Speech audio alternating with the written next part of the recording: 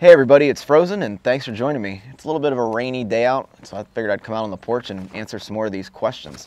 If you have any additional questions after this, be sure to comment below and I will answer them. I'm gonna just do them in order that I receive them. Before we start this, actually, to clarify an answer I gave in the last round, we were talking about budget and expenses and how much it costs me to do the thru hike. I said it cost between $800 and $1,100. So that was stated per month. That was not total. I think a lot of people were confused about that, but I apologize. Just wanted to clarify that per month. Anyway, let's get to these questions. Are you planning on doing another long trail? And if so, will you be going to a tent or tarp setup? What was your favorite state? What was your favorite part of the AT in Virginia?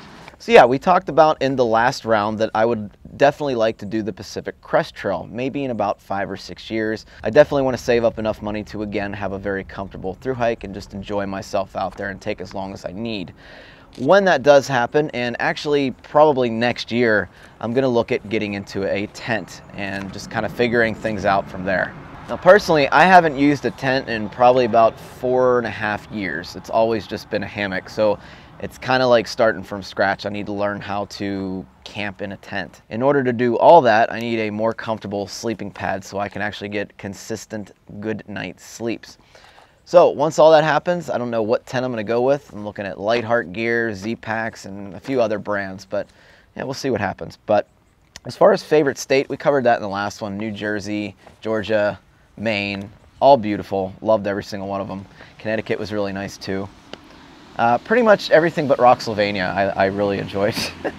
What was your favorite part of the AT in Virginia? I definitely have to say from Dragon's Tooth to Daleville. So you have the Triple Crown in there, Dragon's Tooth, McAfee Knob, Tinker Cliffs. It's an awesome, awesome hike and I highly recommend it.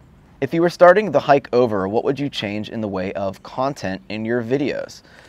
That's a good question. So I think the content was pretty good. I definitely would take a little more footage throughout the day so I have more stuff to work with, especially toward the later sections of the hike where my body was just getting run down. We were getting chased by mosquitoes. It was hard to set up the camera and do your walking away shots. And honestly, I didn't even want to get down on my knee because my knees just ached. Yeah, they still ache actually right now. I just went on a little hike, volunteered at a neighborhood down here, just trails behind the neighborhood, and my knees were aching. So I probably, if I were to do it again, I would try to just grit my teeth through it, the mosquitoes and the pain, and just take more footage. Though you probably had many of each, what were 1 or 2 of your best and worst days on the trail for any reason, whether emotions, injuries, diet? What's your state of mind, emotion now that you've been home for a bit? Any update on Lucky and Togs' summit? So one of my best days on the trail was, I think, Connecticut, and I actually labeled the episode my favorite days. There was a watering hole we came upon mid-afternoon in the day, and we decided to all go swimming. Togs is a big swimmer. She likes to swim in literally every body of water.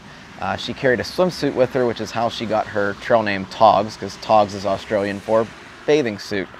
So we went swimming. There was a nice little waterfall we all swam to, just kind of hung out, and then we had lunch. And after we got out of the water, there were a ton of northern water snakes. But after we got out of the water, we met up with Perk, who we hadn't seen in a long time because he had been hospitalized due to a dog bite. A dog just randomly bit him for really no reason. It was weird. It was off the leash on the trail, and he just got bit.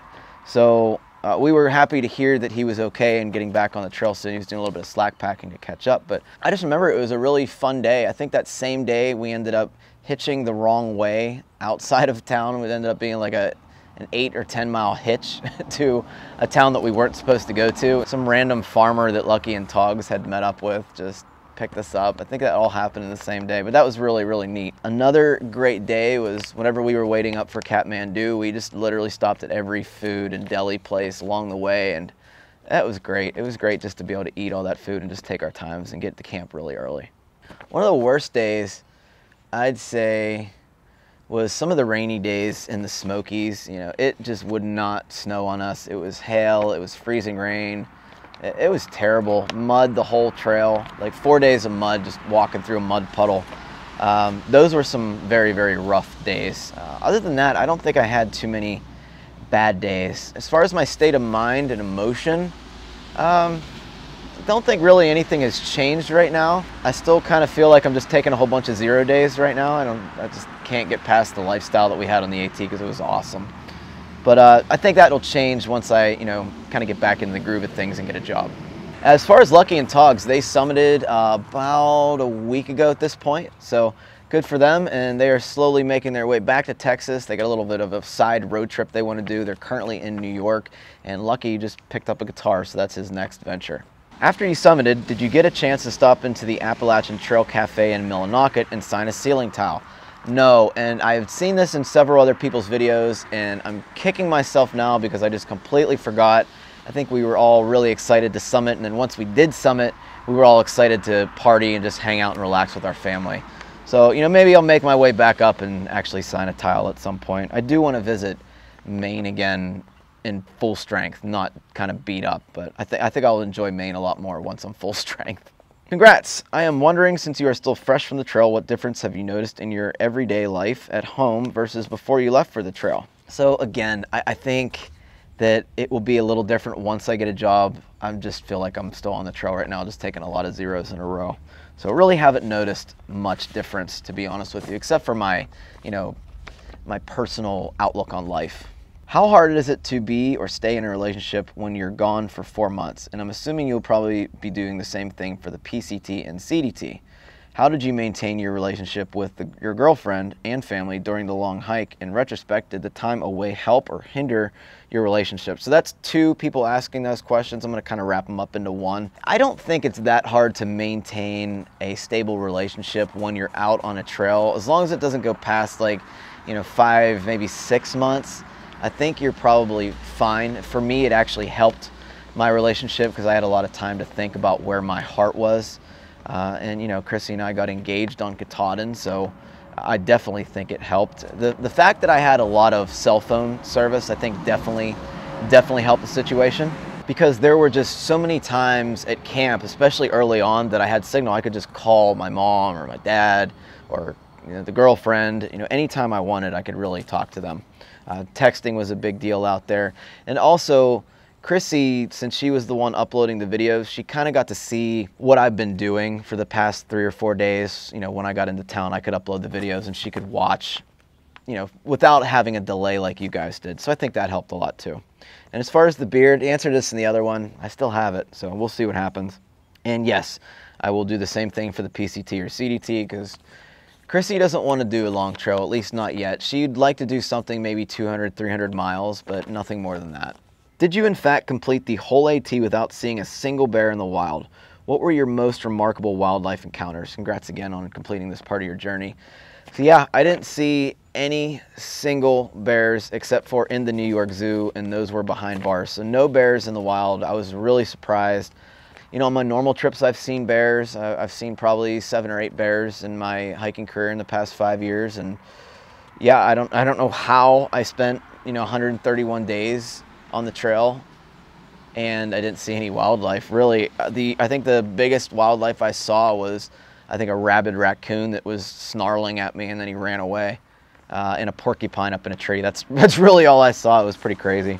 I'll ask you the same thing I asked Gary. I remember you said you were going to drop the Melly. How did the Melly hold up on your thru hike? So for Melly, he's talking about the Melanzana microgrid hoodie. I had this as my pretty much primary insulation my entire thru hike. I was gonna send it home at one point just to get a lighter weight down jacket. A Mountain Hardwear Ghost Whisperer was like 8 ounces. This is like 13 or 12 or something like that.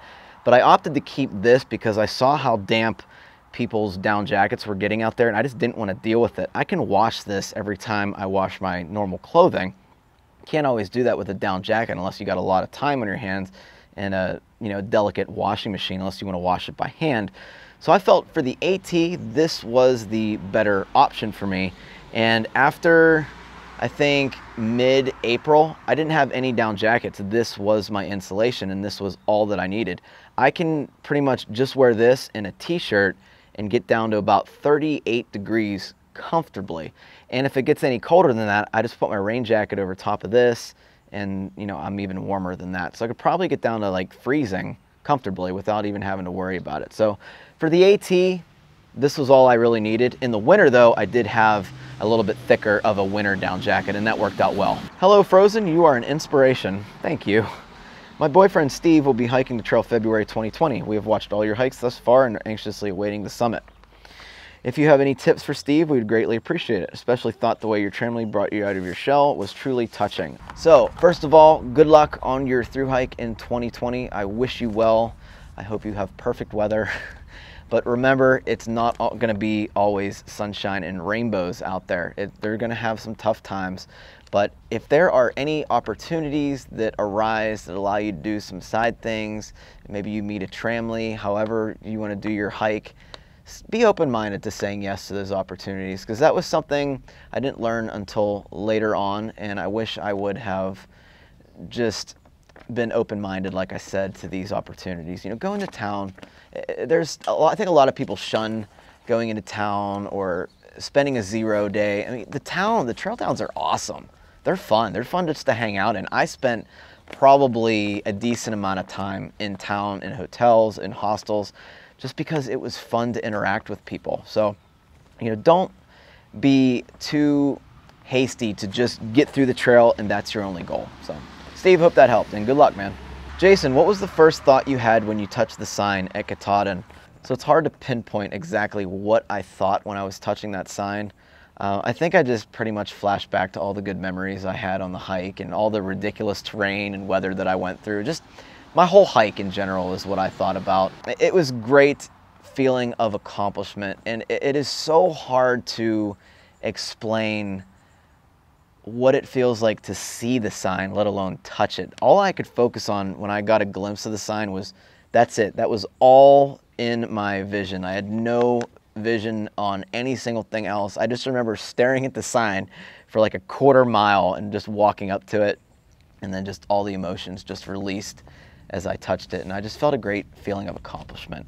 What were the things you most dreaded and found to be easy? And on the flip side, what was easy and found to be dreadful to deal with? When you look at a hiking video, what do you want to see? Quality, scenery, drama, views, etc. The thing that I dreaded but found easy to deal with was getting a hitch into town and doing a resupply.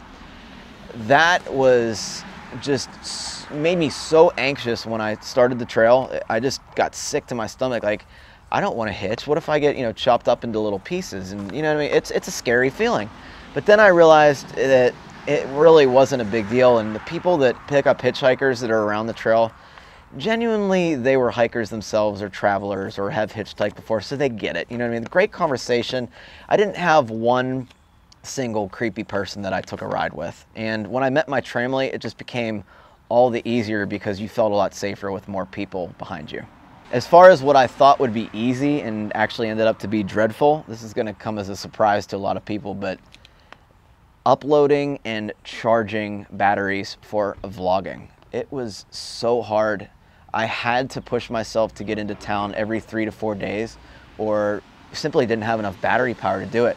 Now, what I did could have been changed around a little bit. What I like to do so I wouldn't get kind of backlogged and just stressed out about it is every night I would spend 20 minutes editing, and then, you know, every 2 days I would export the video. So when I got to town, it was ready to go.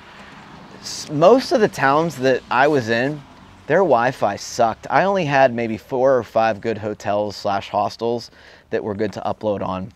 And then you had to charge your battery. Luckily, I was smart when I researched my batteries, and my battery charged in about 4.5 hours. But still, I was in town a lot more than I thought I was, just because of the vlogging aspect of things. So, and I think if I were to do it again, I would do it a lot differently. I would probably, instead of hiking big miles into a town and then resupplying, and then at 11 o'clock, you know, start uploading videos, I think I would just Nero into town on the 5th day and just spend an entire day in town and, you know, edit, eat, and then get back on the trail. I think that's probably what I would do better, but we'll get into that in a later video.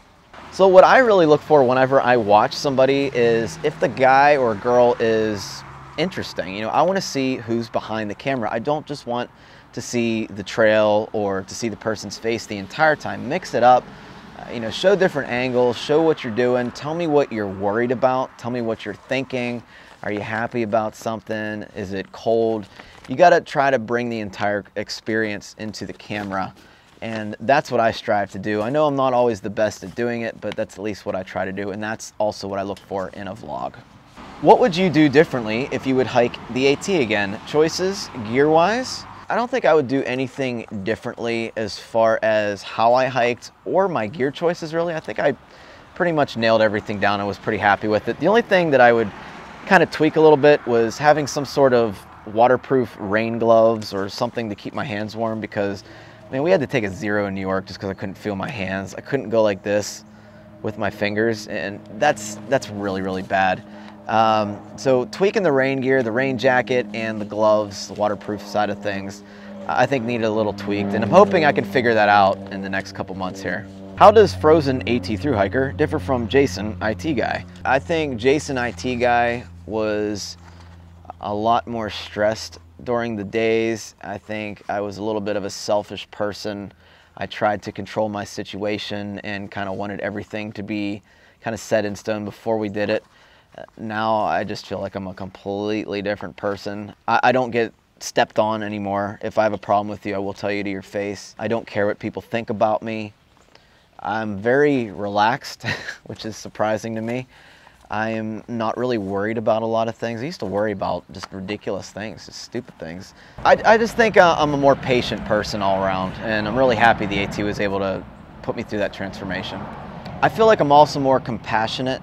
I don't take people for granted, or things in my life for granted, I should say. I used to be materialistic. Now, dude, I'm just, you know, whatever. I don't need material things. It taught me to live more a frugal life, and it taught me exactly what I did need in life. What was your highest point on the trail emotionally besides finishing? What was your lowest point emotionally? I think one of my highest points emotionally on the trail was when I decided that I wanted to get engaged to Chrissy, as silly as that sounds. That was one of the points. And the reason behind that was, man, before I left for the trail, as weird as it sounds, I just felt dead inside. Like, I just felt that, who cares? Like, what is the purpose? Like, what are we doing here, kind of thing? And I know that might be shocking to people, but it's totally true. Like, I just did not like myself before I started the trail. I hated myself, really depressed, and I just couldn't connect with anybody. And that was a big deal for me. You know, I tried being in a relationship before Chrissy, and it didn't work out. And then, like, I didn't even want a relationship for the longest time. And then all of a sudden, one day I woke up on the AT, I was like, man, I'm like connecting again to people. And this is like the craziest thing. And I really owe that to my tramily. The lowest emotional point, and my mom's gonna be really sad that I'm telling this story again, but there was a day that I was zeroing with my parents for my birthday, and they left me back on the trail, and I was totally fine until she started crying because I was walking in the rain. Like, she did not want me to walk in the rain that day.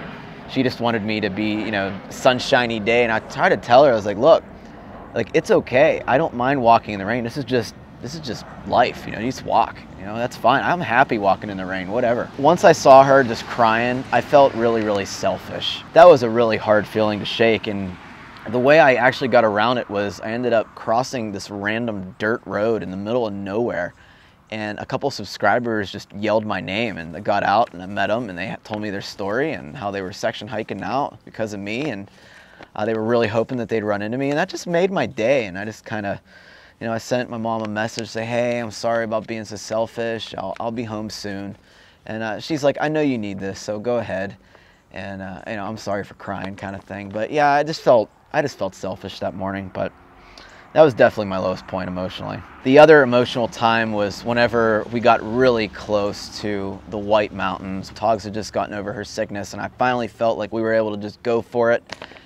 And then Lucky gets sick, and man, I had to excuse myself from the hostel because I was bawling like a little baby. Lucky is one of those people that he taught me so much on the trail, it wasn't even funny. My whole tramily did, but Lucky in particular, he is such an upbeat guy.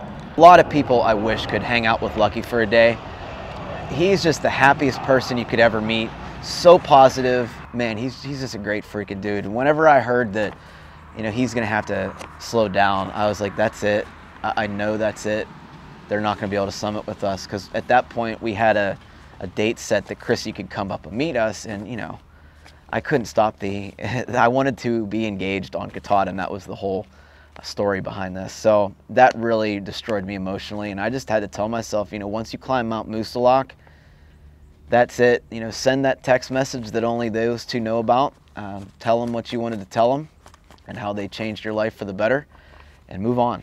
How did you avoid giardia? All the water that I got on the trail was filtered through this thing. I got this after the Smokies, after my filter had frozen. I picked it up in Hot Springs, and this lasted the entire way. So pretty much the whole way minus 210 or 15 miles. This was great. I did see a lot of people, I can't even get it out, but they lost, there we go.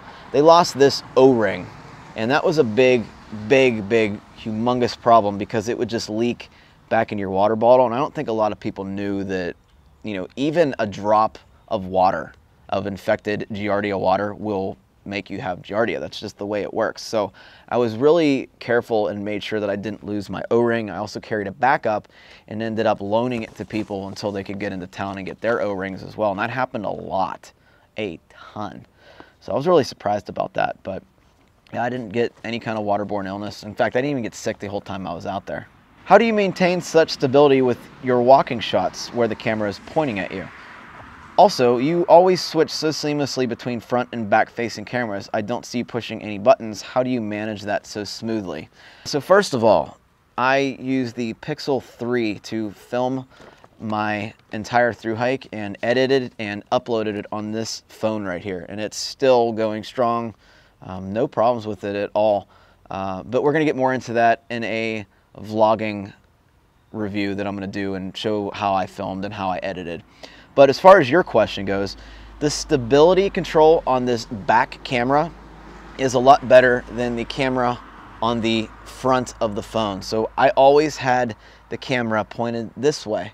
I could control the recording and stop recording with the volume up and down buttons. So I could just literally just hit the button and I would just talk into this camera. And if I could see myself in the case, then I knew that the camera could see me. So that's how I figured that out. And as far as switching seamlessly between front and back facing cameras, again, it was all the back facing cameras, but this is what this guy's talking about. Hanover is an awesome place. I would have totally spent the night there. It's a college town. There's great scenery. There's great food. There's great beer. And the way I did that would be I started filming a clip this way, and then I would leave myself a big gap so I could edit it down, and then I would flip it around and continue my sentence. So that's how I would do that. And like I said, we'll get more into that in some a vlogging tutorial that I'd like to do at the end of my post gear reviews. How has adjusting back to real life been? Did you return to your old job? How was the AT compared to what you expected it to be? What hikes do you have planned for the rest of the year? Okay, so I still don't feel like I've returned to real life, as we're gonna call it. I think that will change, like I said at the beginning of this QA, with having a job. I think that's going to be a big turning point, and we'll see if any post-trail depression develops from there. I have not returned to my old job, and I'll be straight up and honest with you, they're kind of being shady about it. I am going to call them at the end of this month, maybe this week, to see, you know, if you're not planning on pursuing me, then, you know, take my voice off your phone system, because it's still there. I ran the phone system, I recorded everything, and did a lot of stuff for that company, and now they're kind of giving me the cold shoulder, which is, you know, if that's their deal, that's totally fine. Maybe they found a better way to do it, but the job position isn't even open. And I have a friend that works for the company that I'm in constant contact with, and he's just swamped because they put all the responsibility on him. But anyway, that's going way off into it. Also, I could probably be making more money. I just have to hold out for a better opportunity, and that's what I've been looking for these past 2 weeks. As far as how the AT compared to what I expected, man, the AT is a lot harder than I had anticipated. A lot harder. Not so much the emotional side of things, but the physical side of things. I had no idea that once I hit the White Mountains, I'd be walking up and down waterfalls. In Maine, I had no idea that there were just going to be cliffs, that you're going to be coming down straight while water was running behind you, and you had to use a shaky wooden ladder to get down. Like, I had no idea that was going to be happening, and I really didn't notice how hard it was going to be until about the Smokies, maybe a couple days before that, and I went into that in the video. Because it was so hard, it just felt that much better to finish. I have nothing planned at this point. I'd like to do the Loyal Sock Trail. I'd also like to finish up the Vermont Long Trail. I mean, I already got 100 something miles on it, may as well finish it. But I'm not sure if that's gonna happen this year. We'll see. We'll get that Vermont Long Trail done definitely. And I might just go back to the Laurel Highlands and do another 3 or 4 day trip. You know, just stuff around here, stuff easy on my knees. Like I said, my knees are still achy when I'm going downhill. Wow, hard to believe your journey of discovery is over. Did you see more tents or hammocks on the trail? Thank you so much for sharing your adventure. I saw more tents on the trail, definitely. There were not a lot of hammocks at all. And honestly, I saw more people sleeping in the shelters than I did in either one of them together. One of the concerns you had at the beginning of the trip was about hitching. How many times did you end up having to hitch? Hitching, you really don't need to be worried about at all, especially if you are hiking with a couple people in your tramley or whatever. Everyone, like I said, was really cool, great conversation. I personally only had to hitch, I think, twice my entire thru hike alone. And the rest of the time was with a friend or a tramley member or just a random person that I met on the trail. Last question, do you have any plans for a future thru hike or possibly writing a book about your journey? Definitely want to be a Triple Crowner one day, but as far as writing a book, I'm not a good writer, I'm not a strong writer, and I think I'll just stick with the vlogging, so no books in the near future. I mean, it may change, it may not. I'm not a big book guy. All right, guys, thank you so much for your questions, and I'll look forward to answering for round 3. If you have any more, just put them in the comment box below, and I will get to you as soon as I can. Thanks, guys. Hope you have a good day.